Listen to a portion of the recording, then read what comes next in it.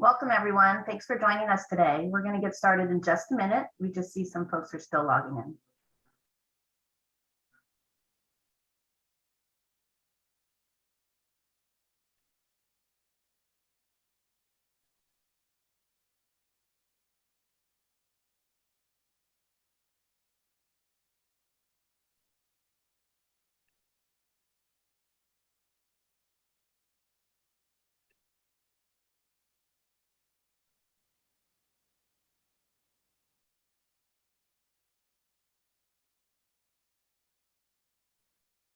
All right, let's get started. Welcome, everyone, to the webinar, Demystifying SOC 2 for Small Businesses with Armanino and SafeBase. My name is Kristen, and I'm with Armanino. I'm just going to walk through some logistics before we begin. If you want CPE credit, please actively respond to all the polling questions and stay on for the duration of the webinar. If you have technical difficulties responding to the polling questions, just shoot us an email at elevatelearn@armaninollp.com with the name and date of your session along with your poll responses. I will put this information in the chat as well for easy access.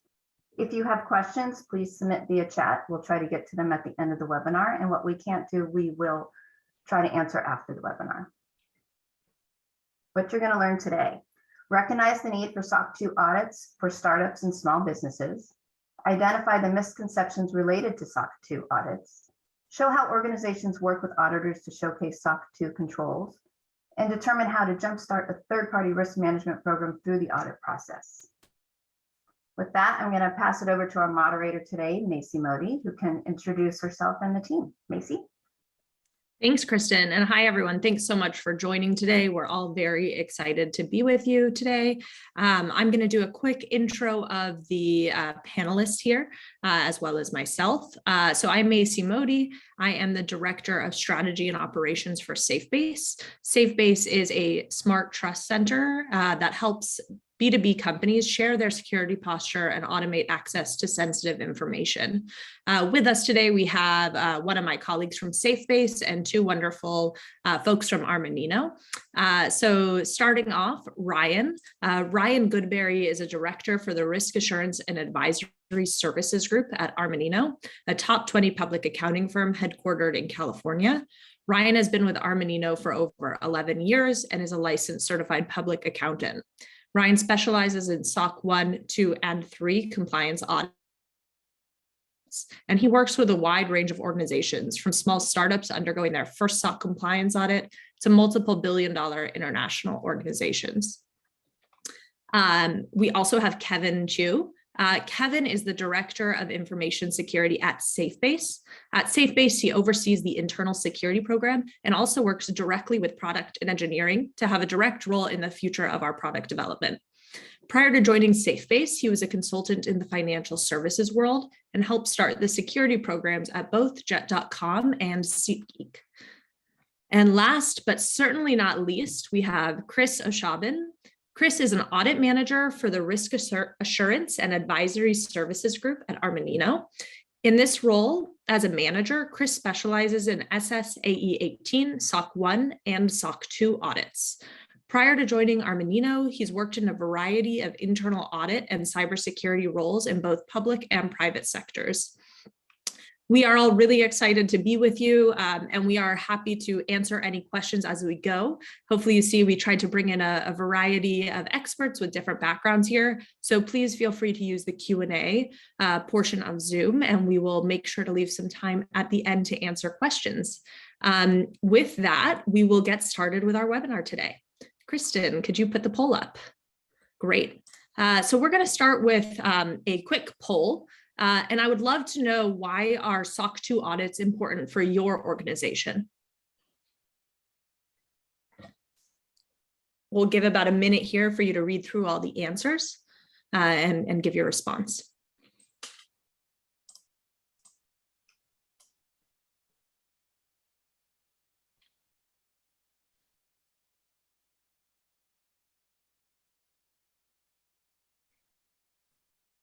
Yeah, I'm going to launch the poll results in 3, 2, 1.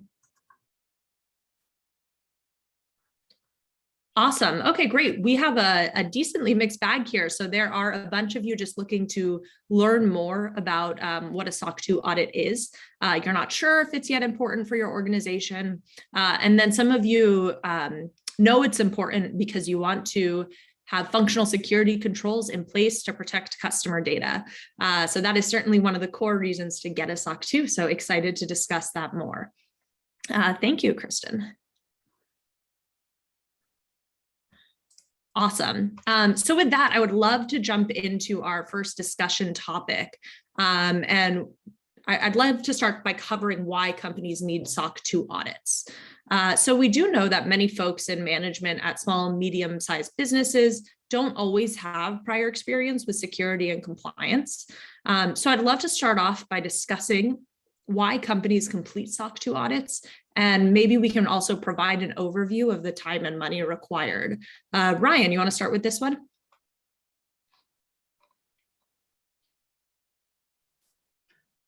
Yeah, I think Chris, go ahead. I was going to start off, and then he'll kick it to me. Awesome. Yeah, let me get us started here. So, hi, I'm Chris. I want to kind of start off actually by telling you a little bit about what a SOC 2 audit is, since a lot of you are just trying to learn more about it as well. First of all, SOC 2 is an audit framework created by the AICPA, which is a public accountancy association. And it covers 5 major criteria, which include security, availability of your system, confidentiality of your data, the integrity of the data that you process, and the privacy of how private your data is or your customer data is. So that's kind of a quick overview, 100-foot view of what a SOC 2 audit is. So what people usually think about when they talk about SOC 2 audits is how they secure customer data. So security is your primary criteria that every company has to include in a SOC 2 audit. The other 4 criteria are optional. So just to give you that kind of understanding of it. Why customers might or clients might get a SOC 2 audit. The first and kind of the most prevalent thing that I see is to get more business. It's to enable new sales channels and new revenue for the organization. It's very attractive to have an external third-party audit of an organization's security controls that obtains customer data and stores customer data. So that's the number one. Number 2, I would say, is to also show their existing customers. So you already work with a number of customers, but you want to show them year over year that you're protecting their data through a standardized method.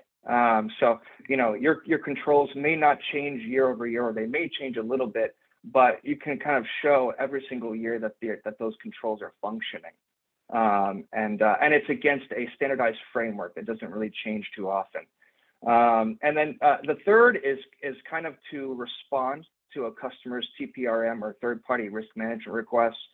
So, you know, a lot of SaaS organizations will get vendor security questionnaires, kind of asking a lot of questions about, say, your SOC 2 controls, about your security controls, or maybe your privacy or confidentiality controls. So it's a great way to kind of answer those questions with one document. And then also to mature an organization in terms of your controls and processes. So to basically get a SOC 2 audit to be compliant with SOC 2, you have to have a lot of policies and procedures.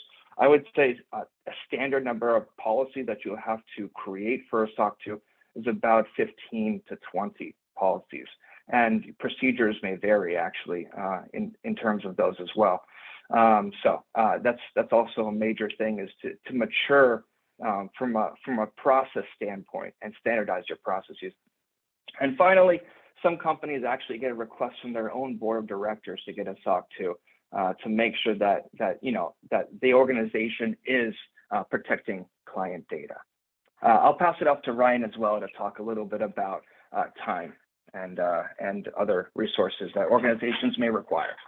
And Ryan, before you kind of dive in, I think we did get one question from the audience from Ted. Thank you, Ted, which is probably good for a level set. And he asked what the difference is and if you could define SOC 1, 2, and 3.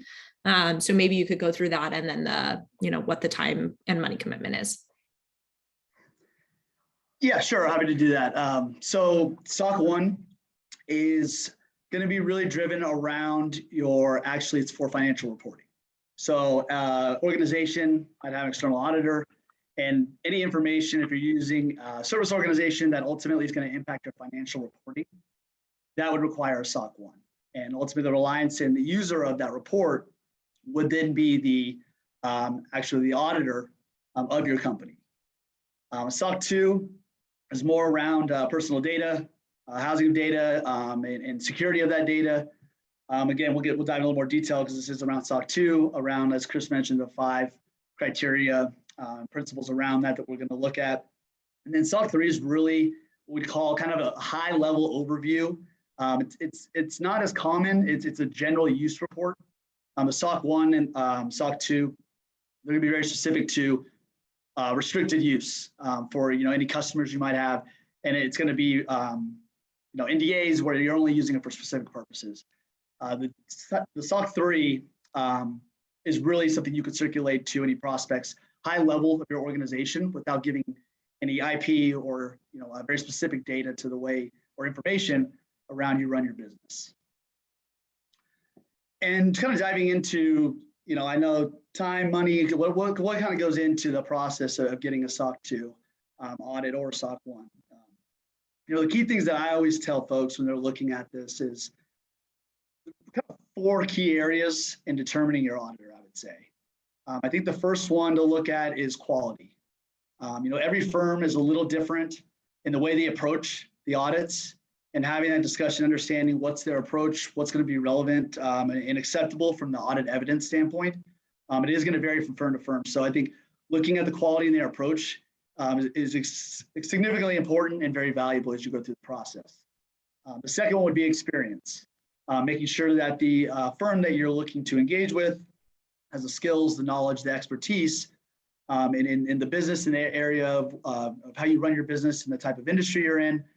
I can say for Armanino, we issue over 300 SOC reports a year, so we're very knowledgeable and experienced in that area. And again, kind of diving into those details with any auditors that you're looking to engage with is going to be important in getting a comfort level. Third, which usually probably you could say is cost.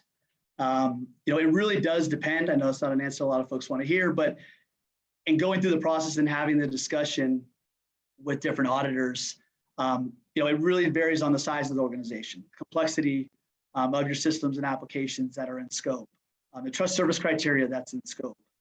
Different things like that will really depend on, again, what's going to drive ultimately the cost and the time and effort that is needed to complete the SOC audit. I think lastly, and one that kind of gets not maybe as thoughtful of, and I think is really important, is the personal fit. Is it a good fit? Is it a good partnership that you'd want to work with this firm going forward? Again, there's several ways of approaching these audits. You can kind of get the boilerplate checklist audit, pass the compliance and get that to your customers and move forward. Or the other approach is more kind of the value added. How can we help the organization grow as you build out your security program, as you scale, especially for those smaller organizations, and doing it in an efficient and effective way.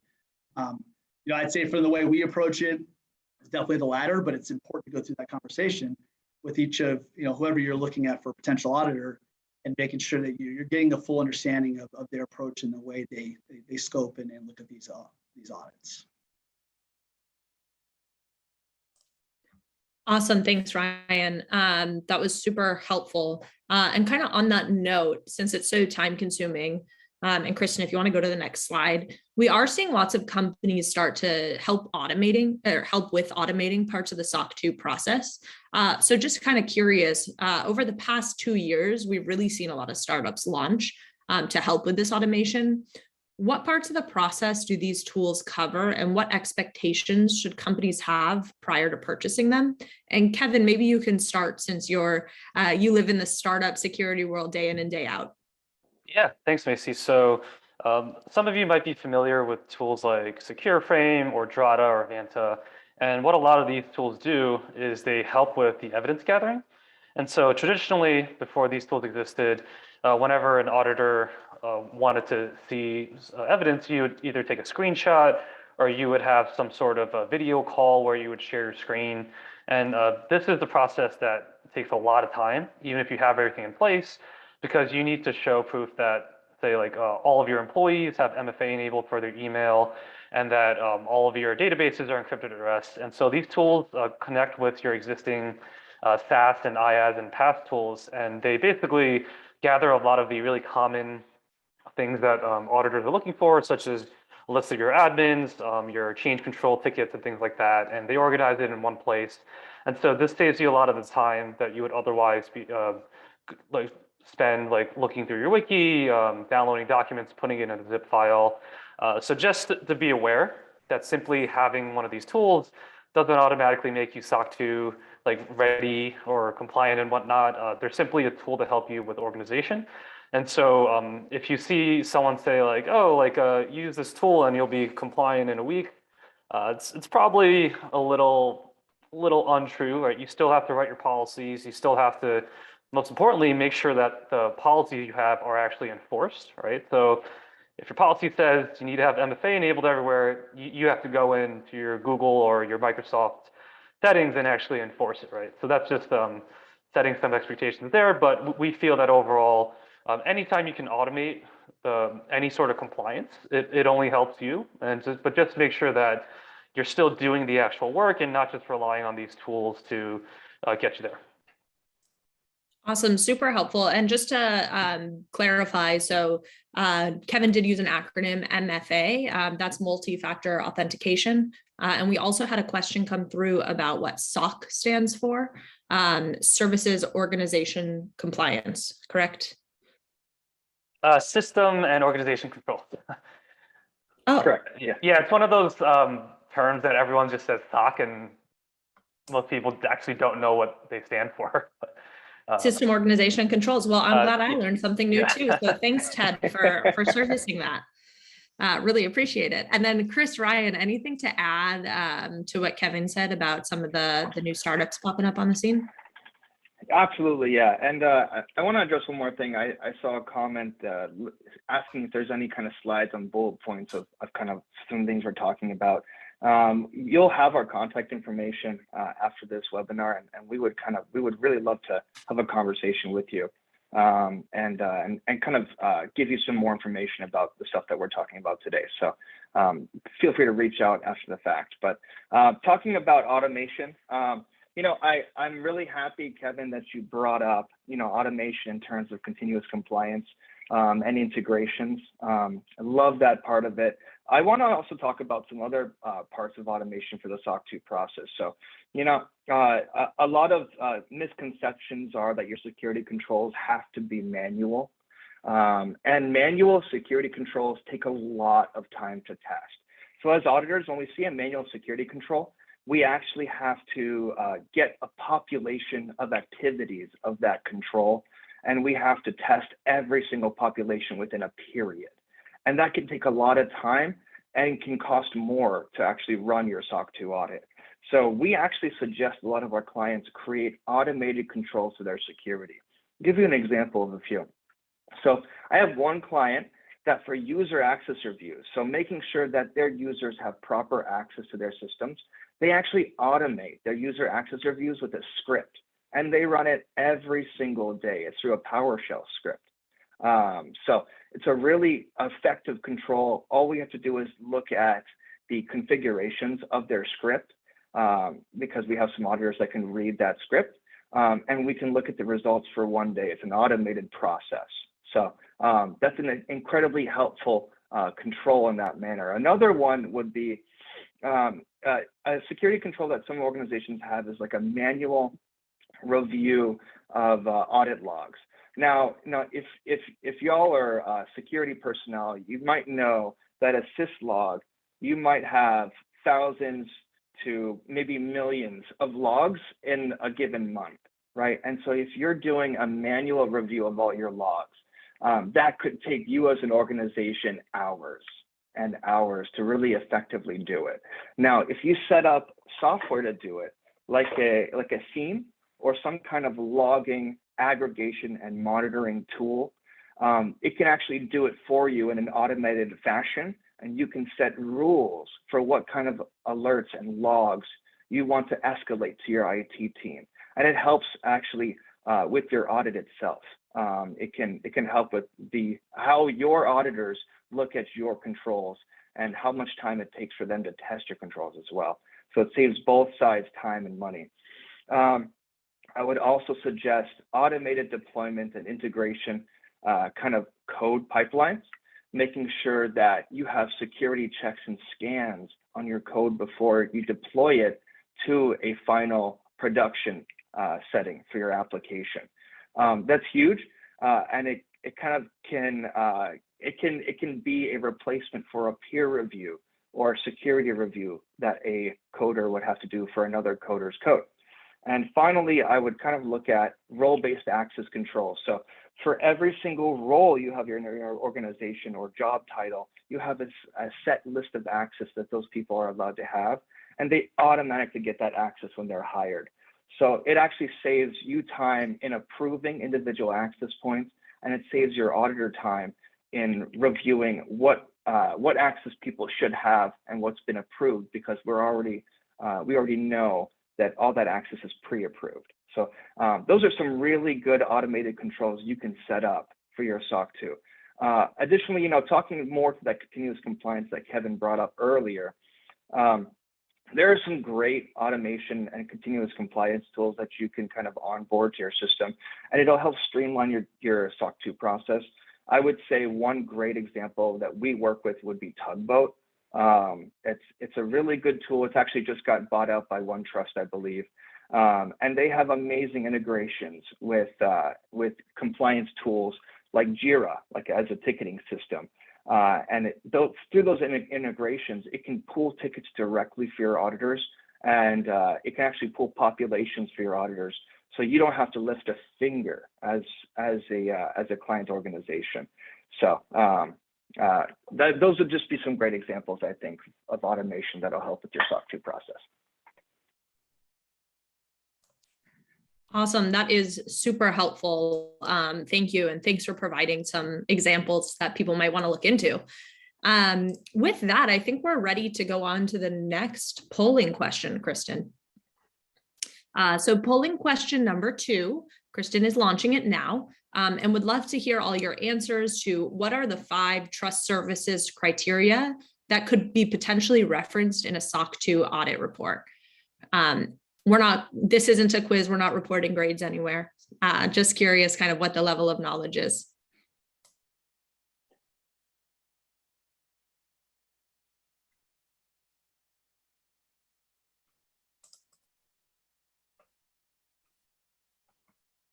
Looks like everyone's still busy answering, so we'll just give it a couple more seconds. All right, 3, 2, 1. Let's see the results. Wow, very decently even split here. Let's test my personal knowledge. I believe the correct answer is C. Processing integrity, privacy, availability, security, and confidentiality. Is that right? Okay, I may not know what SOC stands for, but I got that one. Perfect. All right, so yeah, the C was the right answer, but good to see everyone kind of knew at least a few of the words there. With that, we'll go into the next discussion point. And here we want to talk about some misconceptions and common myths around SOC 2. So I think all of you can probably talk to this one. And my question is, many SMBs may have misconceptions when it comes to SOC 2 reports. What are the common myths related to SOC 2 audits? And they're common across all compliance industries, or across the entire compliance industry, I guess. And how can we address them? So I guess anyone that wants to start, go ahead. Maybe Ryan, I haven't heard your voice in a little while. Yeah, I mean, I would say, and one of the biggest ones that I come across is around the time that it takes to perform an audit. They'll call us, say, hey, do you have a discussion? Let's get engaged. And then the next thing, they'll say, can we get a report in a couple of weeks? It's just not that quick of a process. There's a lot more that goes into it. Generally, in all honesty, especially the first year you're doing a SOC 2, I would say from start to finish, you're looking at probably 6 to 8 months. Again, you can go quicker, it can take longer, but just understanding the amount of work that's involved. I mean, you're building in a lot of instances your security program from the ground up. And so there is a lot of time and effort that goes into it. And like anything else, the value you get out of it is the time you put into it. You can get by having the bare minimum. It just depends what the organization wants to do. They're, building it out, especially as you grow and you scale, and having some thought behind your policies, your processes to help grow, again, to what Kevin and Chris talked about from the automation side, and helping the organization grow in a way that you're still reducing your risk and you have the proper controls in place, audit evidence, but also, again, that makes sense as your company's growing and doing it in an effective way. For me, in conversations, that's probably the biggest one that I come across, that you just snap your fingers and get your SOC 2 issued report, a couple weeks down the road, which is by no means the case. Absolutely. I'll chime in with a few others too. SOC 2, here's the number one that I hear. SOC 2 is a certification. And a lot of organizations will throw around the term SOC 2 certified. But I actually kind of wanted to kind of dispel that myth a bit here on this webinar. SOC 2 is actually an audit. And at the end of the SOC 2 process, you do not get a certification that you can kind of put onto your website. You actually get an audit report that you can distribute to your customers once they sign an NDA, a non-disclosure agreement. So that's the first and kind of the biggest myth that I want to dispel. I'll tell you a few others that I feel are kind of pertinent. Auditors are your enemies. So, we consider ourselves your audit partner. We do not consider ourselves your audit adversaries. So we're here to work with you as an organization. Whenever we start a SOC 2 process in an organization, we will do a readiness assessment. So we'll kind of do an inquiry-based assessment of the controls that you would typically have in an organization for SOC 2 against your readiness, and we will give you kind of recommendations on ways that you can implement those controls before you get into your audit. So we're there to also be your partners in that respect.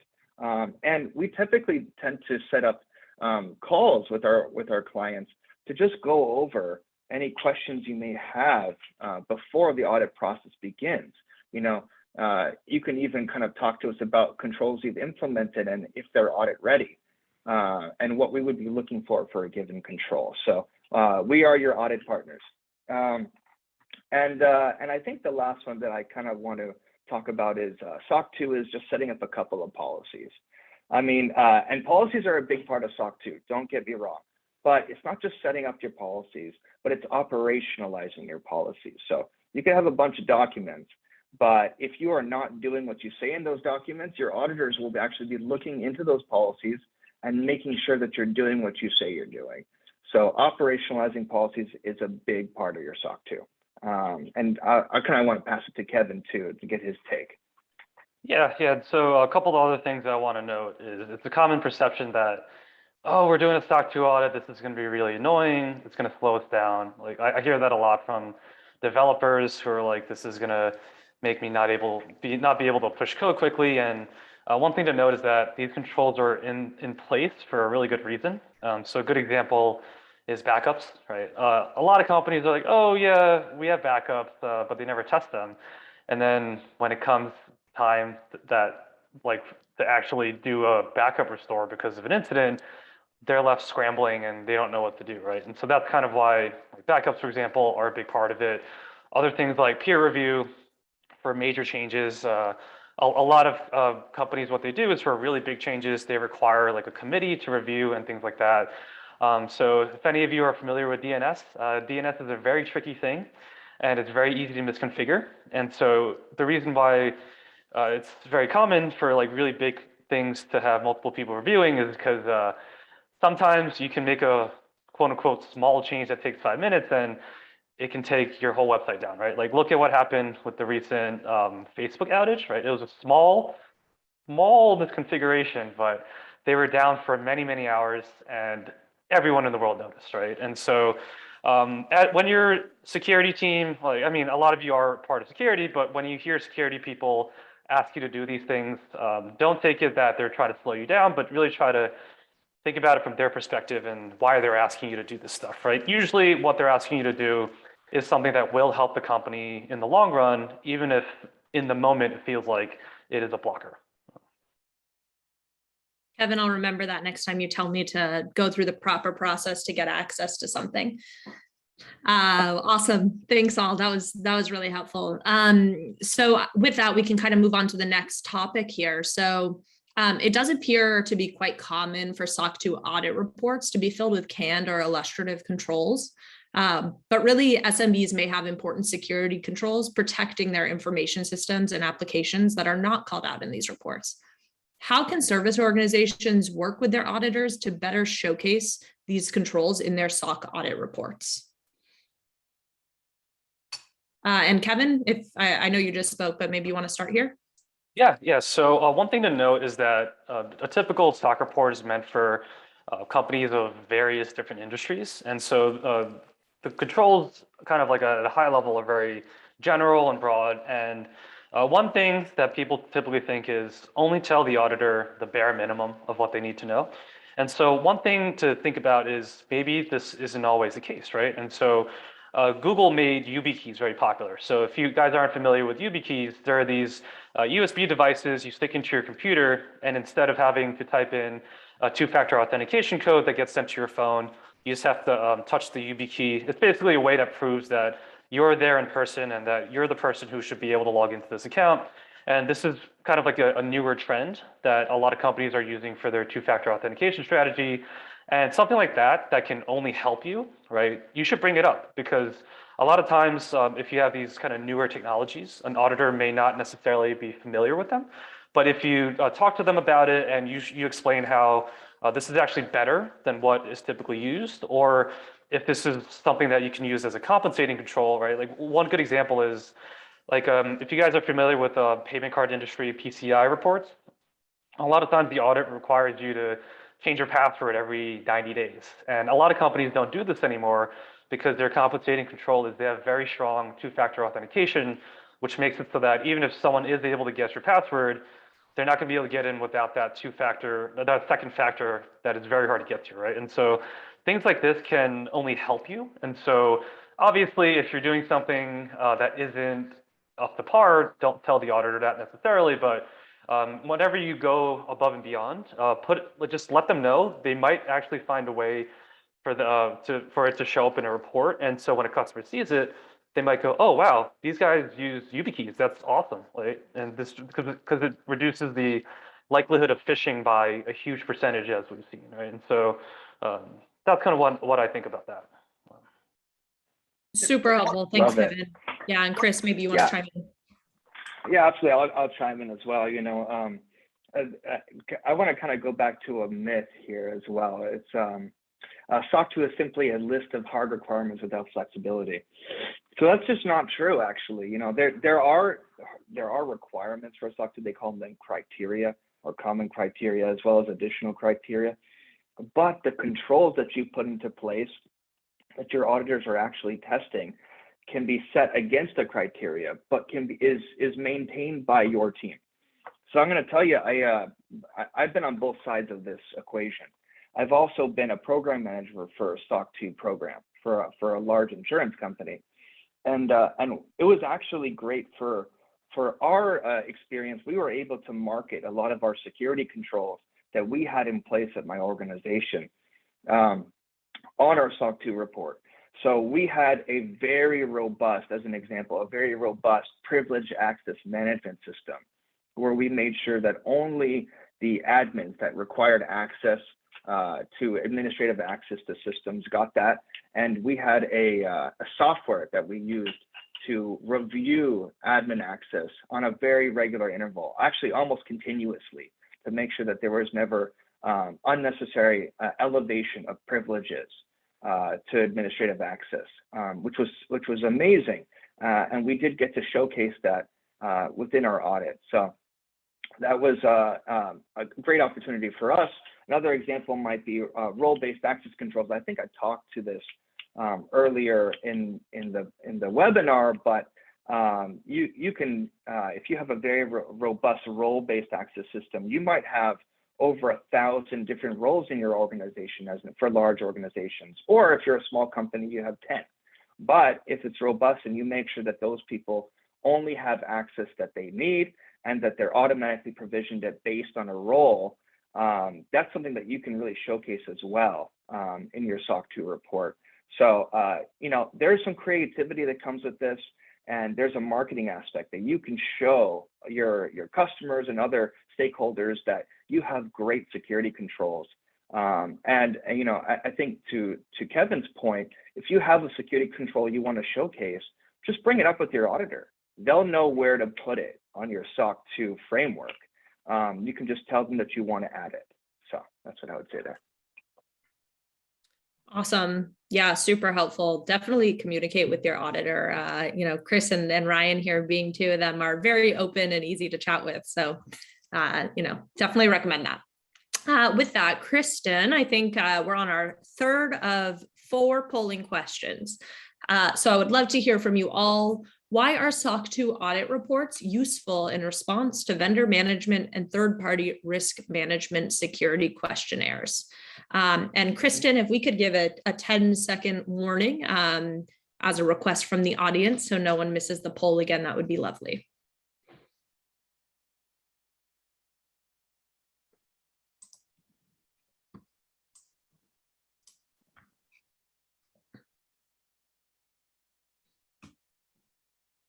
Starting to slow down, so let's give it 10 seconds.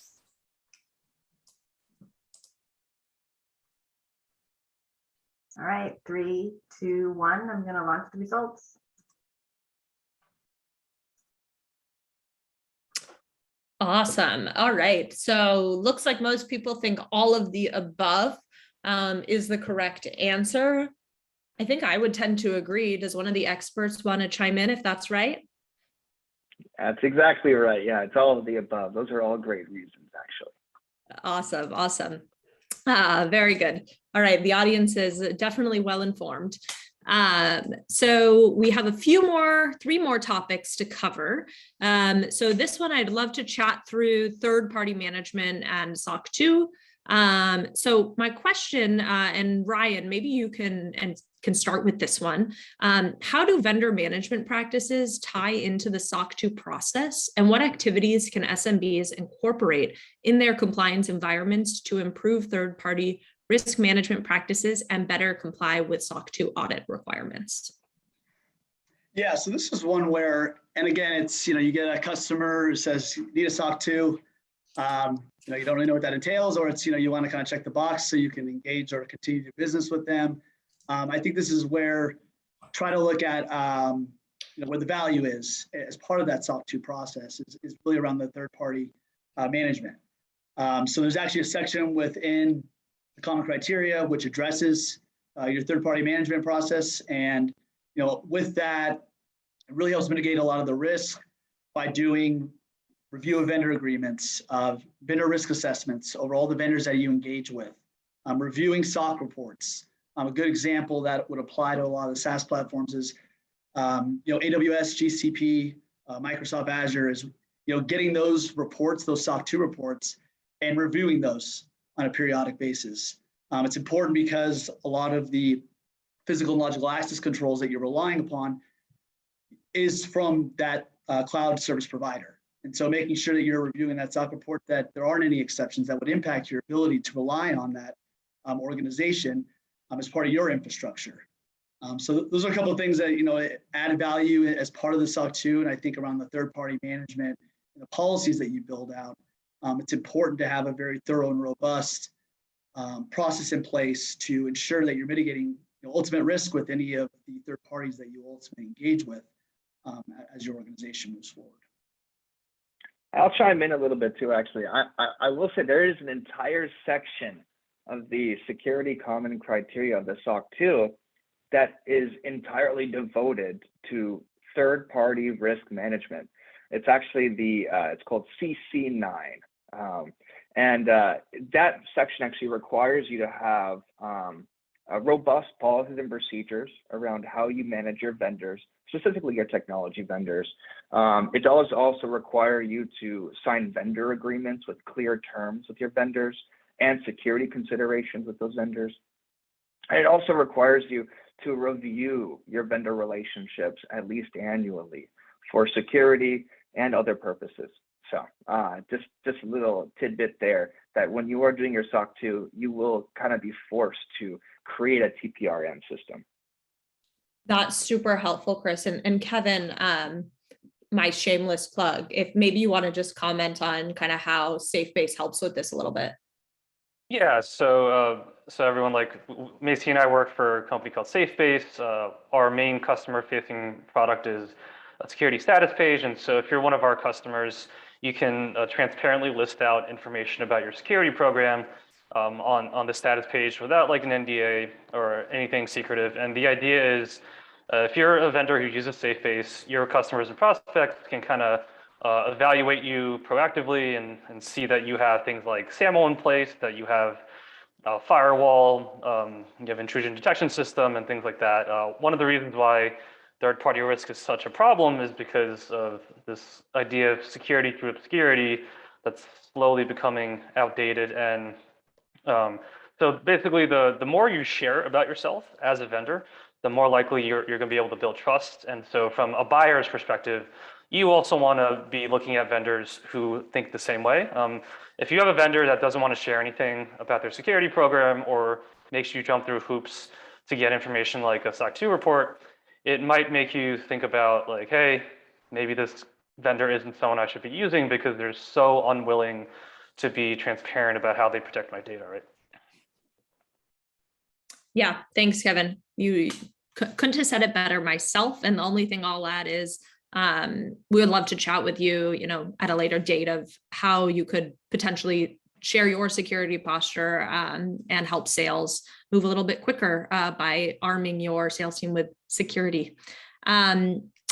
Great. So next question, second to last, and I think we'll try to leave the last 10 minutes here for Q&A. So that gives us 8 minutes. Please enter your questions now. I see we have a few already. But next question is, what can SMBs do in the interim if they do not want to fully invest in a formal SOC 2 audit? Kevin, I think you have a pretty good background in this, so maybe you can start. Yeah, so we work with a lot of smaller startups who aren't quite ready for a SOC 2, whether it's because they don't have everything in place or simply they don't want to spend the money on the audit. And so one thing to note is that security doesn't necessarily require an audit, right? You can do everything that you would typically do for a SOC 2 and not get the audit, right? So you can do things like have multi-factor authentication in place, have password managers, set up your policies, build your role-based access control matrix. And so for smaller companies, you don't necessarily need a security engineer to start building your security program, right? You can just do very basic foundational things like don't give everyone admin to every single application, right? And so what we see with a lot of these smaller startups is they'll take the SOC 2 framework or ISO 27000 framework, and they'll try to tackle the big portions that can provide big impact, such as the multi-factor authentication and having all of your vendors documented in one place and things like that. And so we recommend do as many quote unquote free things or low cost things as possible before you do that audit. Because customers, they might say, okay, you're a small startup. We understand you don't have a full SOC 2 yet, but we need to see some form of security investment, right? And so whether it's putting that information in a white paper for them to share or building a security page like what we do with SafeBase, just showing that you've thought about security early on goes a long way in helping the sales process. And in many cases, this is kind of a little trick for the sales teams, is if you're not quite ready for that SOC 2 yet, but you have a really big customer that you're trying to sign, a really common strategy is to bake into the master services agreement or the MSA that we will have a SOC 2 completed by X date, 6 months into the future, a year into the future. And this way, A, you have some time to prepare. B, you sign that really big customer, so you get that revenue. And C, you're not rushing into it, right? Because the last thing that you want to do is rush into a SOC 2 before you're fully ready, then you get a report where the opinion of the auditor isn't great, and no one really wins in that situation, right? So, yeah, and Chris, Ryan, would you like to add to that?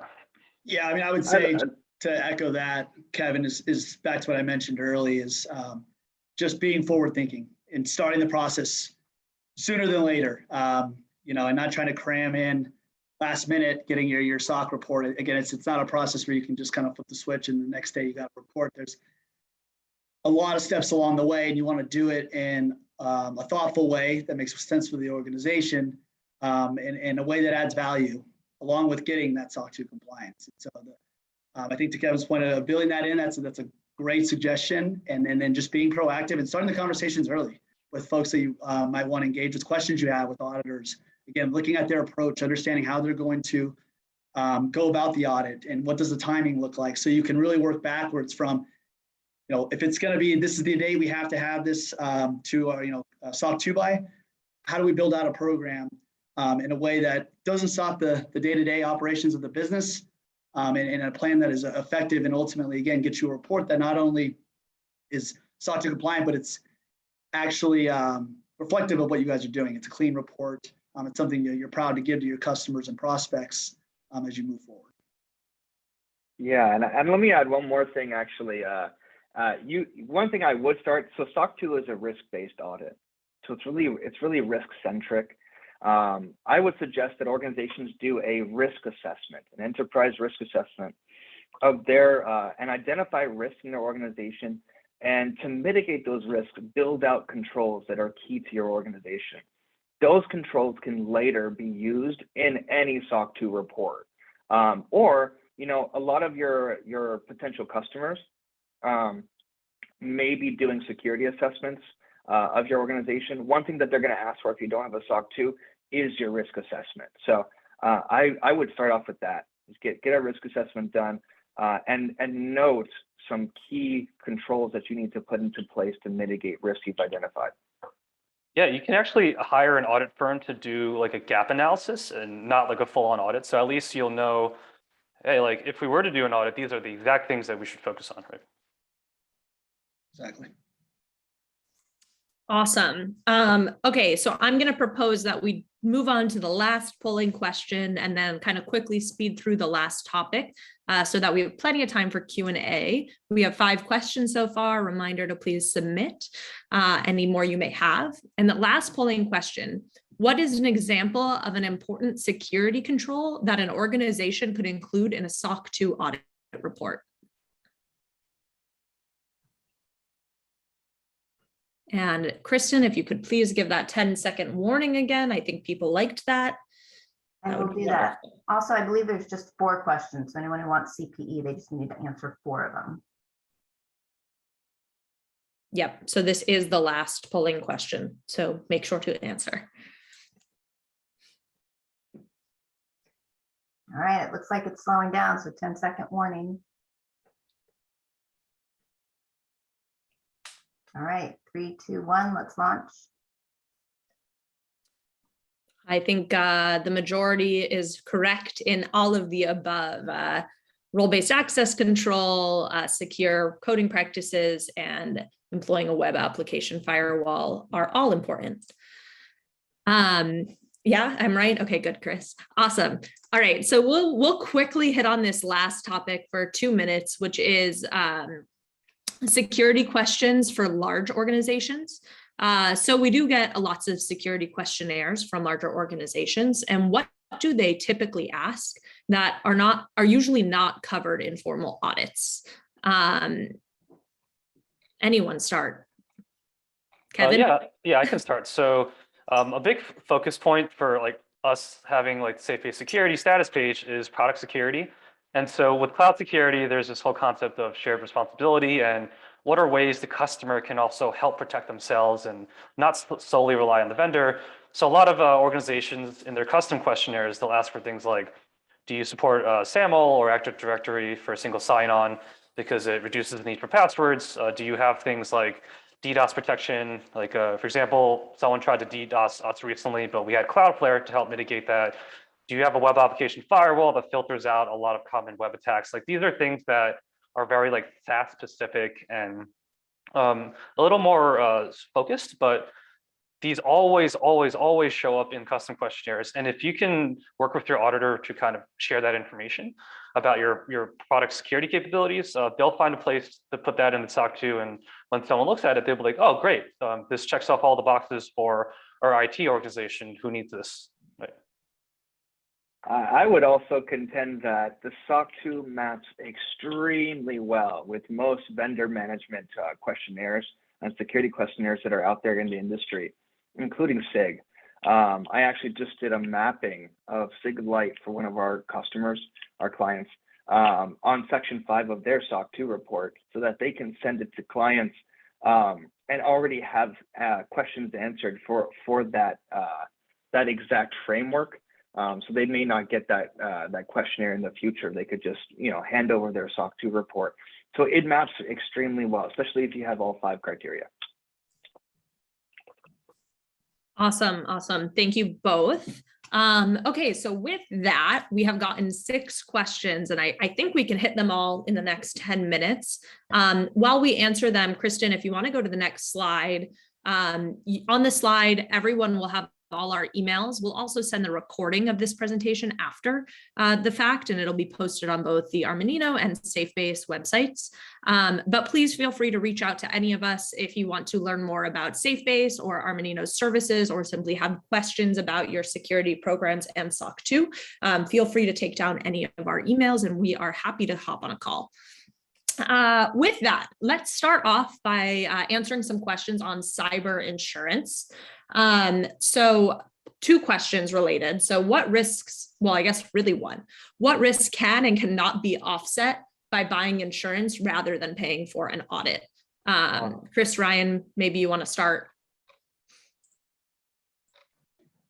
Yeah, I mean, cyber insurance is really just transferring. It's really just transferring risks. So, I mean, if you get breached, right? Let's say that you get a data breach. It can pay for a lot of kind of the expenses that come with a data breach. For instance, like setting back up your systems, remediation for that breach, paying for external experts to come in and do investigation of how the breach occurred. It can pay for a lot of that. What it can't pay for is your reputation that you lose when you have to tell your customers that you got breached. So it's good to have security controls in place to mitigate security risks rather than just transferring them. I would say having cyber insurance on top of any security controls to mitigate risks is great to have, just because you already have your controls in place, you're third-party audited, so that you have a third party come in and attest to your controls or give assurance around your controls. So you did everything you could, plus you also have insurance to mitigate additional costs. That's the way that I would do it if I was an owner of an organization getting a SOC 2 audit or not getting a SOC 2 audit. Yeah, one other interesting thing to note about insurance is, let's say you have a ransomware attack and you're thinking about paying the ransom. So the insurance company won't give you the ransom money up front. If you pay it out of your company's bank account, they may reimburse for you. They may reimburse that amount after the fact, but it's not covered up front. So if the ransom is for like $10 million, if you can't pay that $10 million, you might be out of luck. So just be aware. And another little plug, Kevin did an awesome webinar on ransomware a couple of weeks back, and it's posted on the SafeBase website. So if you do have more questions related, please feel free to watch that or reach out to Kevin. Next question, I'll just quickly answer. What do you expect the cost to be of SOC 2 and the timing you mentioned? That just audit or preparation and audit? The cost, I believe we stated, was about 100 to 150,000 a year. That includes the software and resources. And then in terms of the time, we had said 200 hours per year, I believe. Can Ryan or Chris? Yeah, so I wouldn't speak to the dollar or time, because like I said in the beginning, it really varies on your scope, complexity of your organization, again, the size, how much you've built out already. If you're starting from scratch versus, I know we have a number of policies circulated. It's more kind of putting our ducks in a row, filling in the gaps along the way. again, I know people are looking for the specific amounts, but it really does vary from organization to organization. What I would encourage you guys to do is, back to the point I made earlier, starting those conversations early and really getting engaged, talking to different auditors of, hey, this is where we're at. This is what we need done. This is the timing. Now can you kind of give us a gauge of scope as far as price? How much time do you think it'll be on our side? Again, because it really could be vary from, some organizations where I've spent a couple of weeks and they're ready to go, or others it took 6 months to remediate and actually get ready for the audit. So it's a wide range. And I think, honestly, my suggestion is just start that conversation with auditors earlier than later, and they can give you some more specifics to speak to that. Yeah, and I would also, go ahead. Oh, sorry, Chris. We just got a comment in response. If you don't share rough amounts, you can't budget. I think to that, I would really recommend setting up time with Chris and Ryan, and they can help you get that budget in place. Yeah, because otherwise I can give you a wide range, but it's not probably helpful. On the low end to the very high end, be more specific if you had those conversations with the firms that you're interested in working with. And I think it's heavily dependent on the number of employees you have, how much data you're protecting, what kind of organization you are, what kind of industries you're in. There's so many considerations. So I think it is really specific on you as an organization, how much you're going to spend and how much time you're going to take. And also the complexity of your controls. So we'd love to chat with you more about it. Awesome. And then we got a question about ISO and SOC 2. So what do you think of completing ISO 27001 and SOC 2 at the same time? Kevin, this might be one you can address. Yeah, so I've seen companies do both. And one thing to note is ISO stands for the International Standards Organization, maybe. So 27001 is one that's focused on security for cloud service providers. And there is quite a bit of overlap between SOC 2 and ISO 27001. One thing to note is they're not quite the same. And so if your resources are already slammed just preparing for one, you may not want to add a second one on top of that because that's additional work. So what I've seen work well is usually depending on what your customers are looking for first, it's probably a good idea to get that one out of the way. So if you're ISO 27001 is more common outside of the US, it's more international. So if your organization is very international focused, probably makes more sense to get a ISO 27001 first, and then potentially consider a SOC 2 if your US-based clients still want it. Whereas if you're solely US-based and you're not looking to expand anytime soon, maybe it makes sense just to stick to the SOC 2 because it's additional money and also time that you need to spend. And both are very good ways to get your security program up and running. Neither is necessarily better than the other. And so, in summary, the answer is it's a business decision based on your bandwidth and also the need. Yeah. And I might also add that SOC 2 and ISO 27001 map extremely well to each other. And we have quite a few clients that are doing both at the same time. So. Awesome.